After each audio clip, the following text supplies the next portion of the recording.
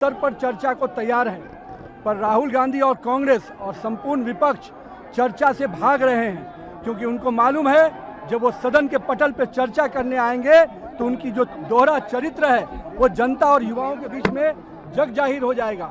हम तो खुली चुनौती देते हैं, आइए संसद के पटल पर छात्र और युवा के विषय पर, नीट के विषय पर, हर विषय पर हम चर्चा करने को तैयार हैं।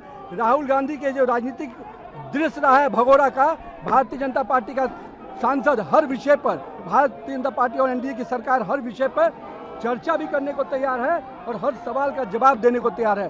पर मुझे मालूम है कि राहुल गांधी जी और उनकी कुनबा कभी भी चर्चा के लिए सामने नहीं आएगा, क्योंकि उनके पुराने जो इतिहास रहे हैं 50-60 सालों का जो उनका इतिहास रहा है युवाओं को ठगने का, भटकाने का, आज भारतीय जनता पार्टी और एनडीए की सरकार ने युवाओं के भविष्य को एक सही दिशा दी है। आज देश भर में संस्थाएं, कोचिंग इंस्टीट्यूट, कॉलेज, सब प्रकार की संस्थाएं खुलकर पूरी तरह से युवाओं के भविष्य को दिशा देने में हम लगे हैं। आज का युवा स्टार्टअप के लिए जाना जाता है, यूनिकॉर्न के लिए जाना जाता है, आत्मनिर्भर भारत बनाने के लिए जाना जाता है। ये केवल स्टोन पेटर्स के रूप में युवाओं को देखते हैं, मगर भारत और एनडीए की सरकार और नरेंद्र मोदी का विजन है कि हम पूरी तरह से युवाओं को उनके सुनहरे भविष्य के बनाने के लिए संकल्पित हैं और हम पूरी तरह से वचनबद्ध हैं कि हम युवाओं के भविष्य को सुरक्षित करेंगे।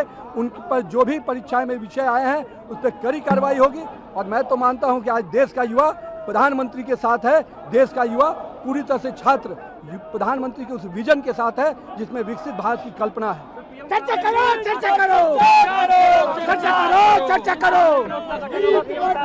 माननीय प्रधानमंत्री जी ने हर विषय पे पहले भी और अभी भी कहा है कि हम हर विषय की जांच के लिए तैयार हैं।